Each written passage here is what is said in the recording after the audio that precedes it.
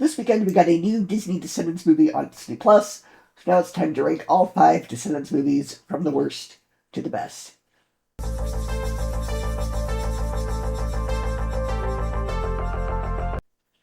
In last place is Rise of Red. The continuity errors in this are just baffling to me. It tries to connect itself to the 1997 Cinderella musical by bringing back the actors to play Cinderella and Charming, but that doesn't explain how a black woman and a Filipino man were able to have a white child, Chad Charming from the first 3 films. They were saying, well, it's possible that he was adopted, okay, but a character in the first movie says that Chad inherited his father's charm, but he is not particularly intelligent.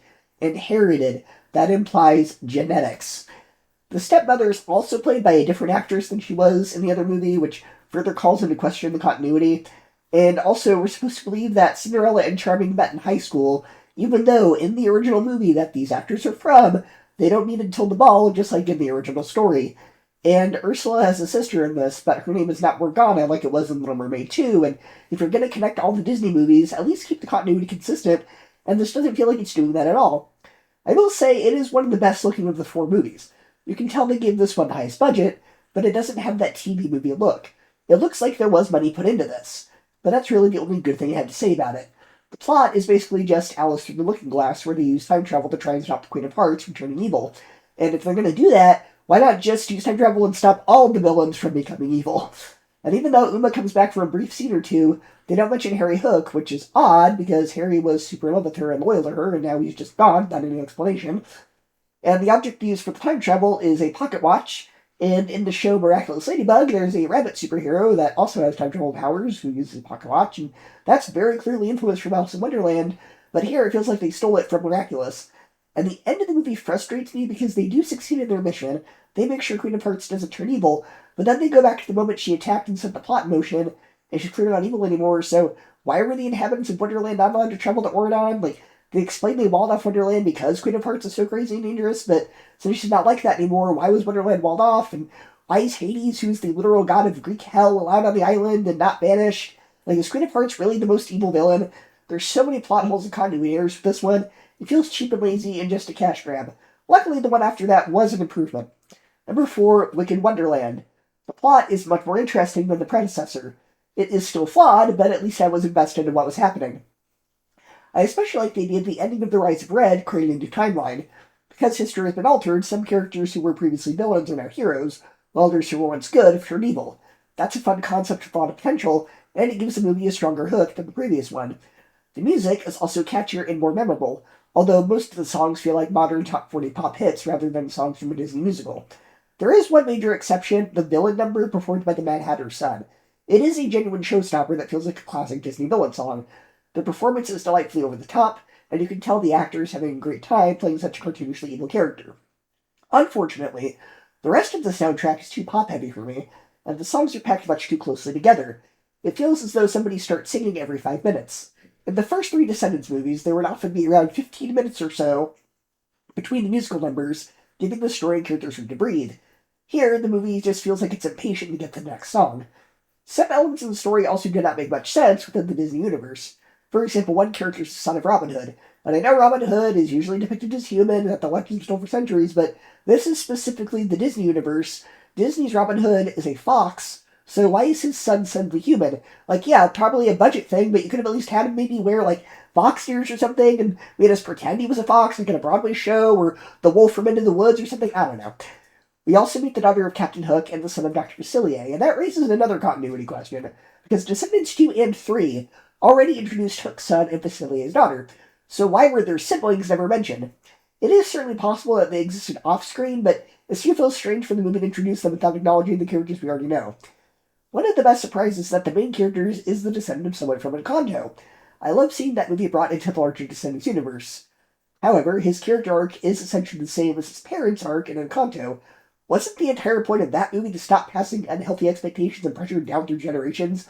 It feels odd to see the exact same problem happen again in the very next generation. I also have to give credit to Awkwafina. I have said many times that you usually find her extremely annoying, but she genuinely surprised me here. As the daughter of the Cheshire Cat, she reigns in the usual Awkwafina personality, and delivers a much more controlled voice performance.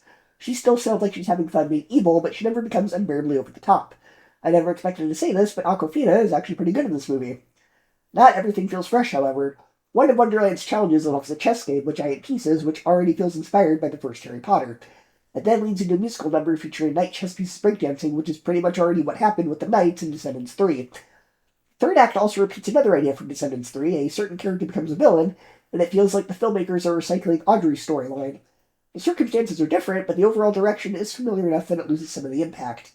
Even with those problems, I still found Wicked Wonderland much more entertaining than The Rise of Red. The alternate timeline concept is intriguing, the story held my attention, several songs are memorable, and the Mad Hatter's son gives us the kind of glorious theatrical villain the franchise needed. It doesn't completely recapture what made the first three films work, but it is a definite step in the right direction, and I'm excited to see what they do for a sixth one. Number 3, Descendants 3. The biggest strength of the movie is easily the soundtrack. I think this has the best collection of songs in the entire franchise, because the music has much more variety than it does in the other movies. Instead of every song sounding like the same kind of modern Disney Channel pop song, each musical number has its own personality and style. The opening song feels like a late 1990s or early 2000s rap song, Evie's number sounds like a fun 1950s doo-wop song, and Hades sounds like an over-the-top 1980s rock duet. I especially like the decision to portray Hades as this aging punk rock star. It is very different from the version of the animated Hercules, but the look and attitude work surprisingly well for this universe. The actor clearly understood how ridiculous the character is supposed to be, and he commits completely to the performance. I also appreciate the main magical object is finally something other than Fairy Godmother's wand than it was in the first two films. The first movie revolved around stealing the wand, and the second movie brought it back as the object Uma wanted. If the third movie centered around the wand again, it would have become incredibly repetitive. Using Hades' Ember gives the story new sorts of power while also connecting the plot directly to Mal's family. Audrey becoming the main villain is also an interesting idea. She had been part of the franchise since the beginning, but the previous movies never did very much with beyond making her Ben's jealous ex-girlfriend. Here, the resentment she's been carrying finally explodes. After losing Ben, watching Mal become beloved by Auradon, and feeling as though her family's expectations have been destroyed, she takes the crown and Maleficent's scepter. Her transformation is probably the most memorable thing the character ever does. That said, Audrey's villain turn also creates some problems. The movie tries to get us to sympathize with her, but she still curses the entire kingdom and turns people to stone. Then, when she is defeated and revived, everybody seems willing to forgive her almost immediately. The franchise has a habit of treating attempted magical takeovers as though they are minor emotional outbursts. The biggest problem, however, is the ending.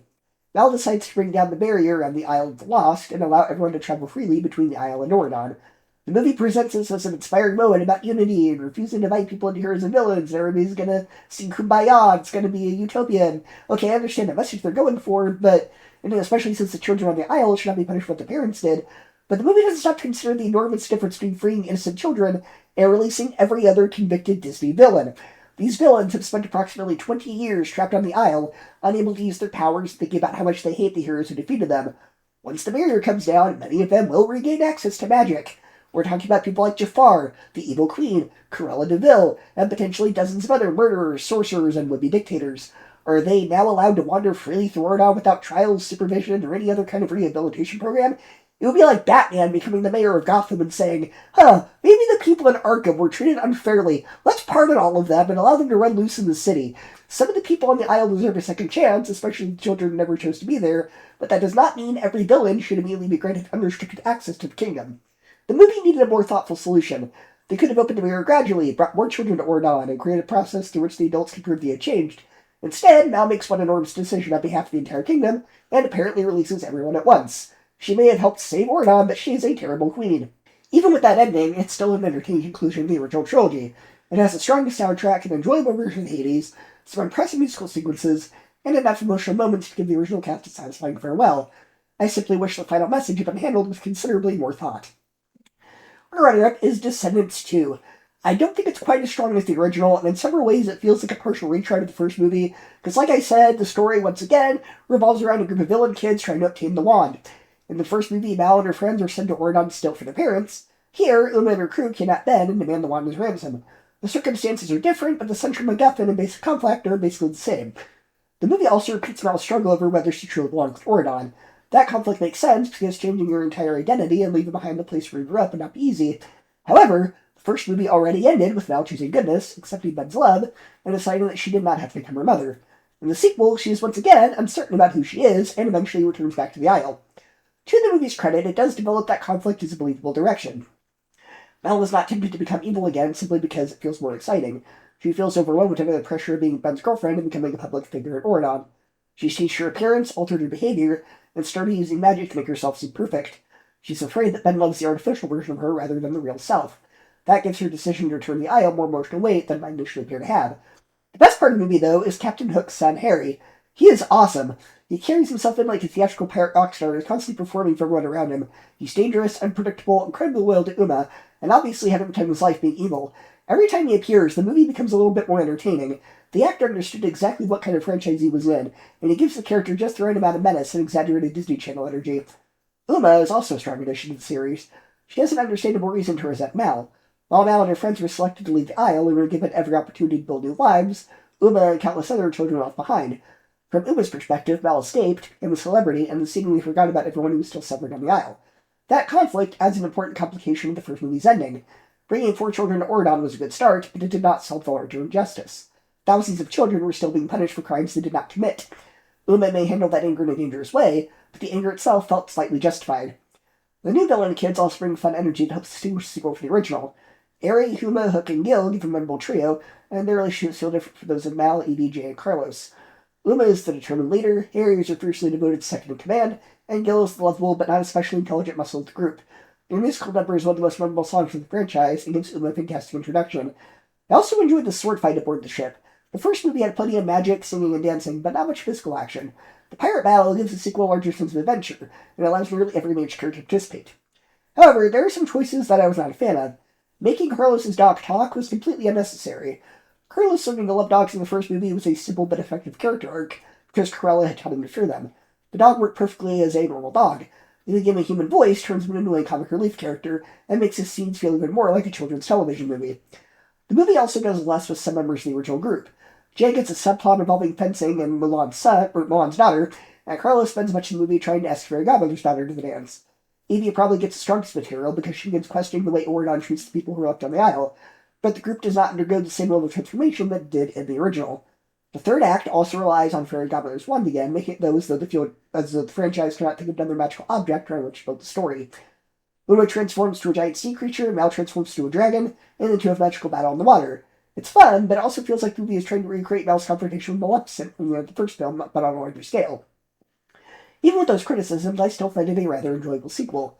Uma's a compelling antagonist, Harry Hook steals nearly every scene he's in, the pirate setting gives the movie a fun new atmosphere, and the soundtrack has some of the franchise's most memorable songs. It expands the world, it raises important questions about all the children who are left behind on the Isle. It may repeat a few ideas from the original, but it repeats them with enough style and energy to earn the number 2 position. And in first place is the original Descendants. This is still the movie that has the most interesting concept, the strongest character development, and the most emotional depth. I love the basic idea that all of Disney's animated movies exist within one connected universe. It feels like a combination of Kingdom Hearts and Once Upon a Time, with characters from completely different stories now being together in the same kingdom. Ordon is obviously not a perfectly logical world. Somehow all these stories took place in different time periods and different countries, yet their characters now live within one united kingdom. But the movie embraces the fairy tale logic of that idea. It's less interested in explaining exactly how this world works, and more interested in asking what would happen after Happily Ever After. What happened to all the defeated villains? What happened when the heroes became kings, queens, and political leaders? And most importantly, what happened to the villains' children? That last question is what gives the movie more depth than I expected from a Disney Channel movie. Mal, Evie, Jay, and Carlos have been exiled since birth because of crimes committed by their parents. They did not choose to be villains, but Ordon has already decided what kind of people they are. Ben is the first person who seriously questions whether it's right to punish children for their parents' actions. The movie does not ignore the fact that the villain kids have been raised to behave badly. They lie, steal, cheat, and initially plan to stage a coup over Ordon, but it also shows why they act that way. Their parents have spent their entire lives brainwashing them that love is weakness, goodness is stupidity, and the only way to survive is to be selfish and take whatever you want. Each of the 4 main characters seeks a clear arc. Mal begins the movie desperate to earn her mother Maleficent's approval. She believes that becoming powerful and cruel is the only way to make her mother proud. Over time, she discovers that she enjoys being loved and accepted. Her relationship with Ben begins through manipulation, since she gives him a love potion, but she eventually develops genuine feelings for him. Mal learns that opening herself up to love does not make her weak, and that she is not required to become another version of her mother. Evie, who's the evil queen's daughter, has been taught that her only value comes from her beauty and her ability to marry a prince. Her mother encourages her to appear attractive while pretending to be less intelligent than she actually is. Evie gradually learns that she does not need to act vain or dumb to impress a boy. She is smart, creative, and talented, and she deserves someone who values his qualities. Her arc is not just about rejecting Chad Channing, it is about realizing that she has something to offer beyond her appearance. Jafar's son Jay begins as a thief who takes whatever he can get his hands on. Jafar is trained to believe that everything is about personal gain. Joining the training team teaches Jay how to cooperate with other people and use his abilities for something besides stealing. He discovers the satisfaction of being part of a team and having people depend on him. And Cruella de Vil's son Carlos has been traumatized by his mother's stories about dogs. She is convinced him that dogs are vicious monsters because she wants him to be afraid and obedient. When Carlos meets a dog, he realizes that everything his mother told him was a lie. He not only overcomes his fear, but he becomes an animal lover. It's a smaller arc than Bowser Eevee's, but it's still meaningful because it represents Carlos' breaking free from his mother's control. The villain parents are also fantastic. They're horrible people, but their actors are extremely entertaining. Their snarky banter makes it feel as though these famous Disney villains have been trapped together for 20 years and are getting completely tired of each other. Jafar runs a junk shop, Cruella complains constantly, the evil queen remains obsessed with beauty, and Maleficent still considers herself the most important and powerful villain in the room. And Kristen Chenoweth, who plays Maleficent, absolutely devours every scene she's in. She is easily the best part of the movie. She is theatrical, intimidating, petty, and hilarious at the same time. Her version of Maleficent was much more exaggerated than the character from the animated movie, but that performance fits the tone of Descendants. Her villain song is one of the best sequences in the franchise, because it establishes that her and her daughter's unhealthy relationship, while also allowing Chenoweth to go completely over the top. The movie is also chock full of Disney references and Easter eggs, some are a little more obvious than others. As a Disney fan, it's fun to look for connections to animated movies. I noticed details on later viewings that I completely missed the first time.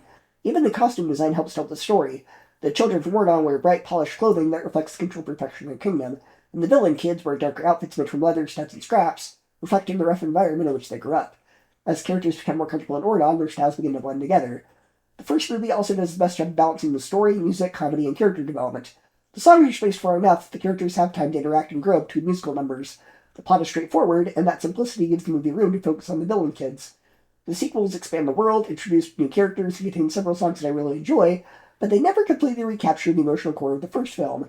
The later films focus more on magical objects, new villains, and increasingly large musical sequences. The original is the one that feels most interested in who these characters are and why they make the choices they do. It takes a fun Disney crossover premise that gives us a surprisingly beautiful message. Your family and past may influence you, but they do not have to determine the person you become.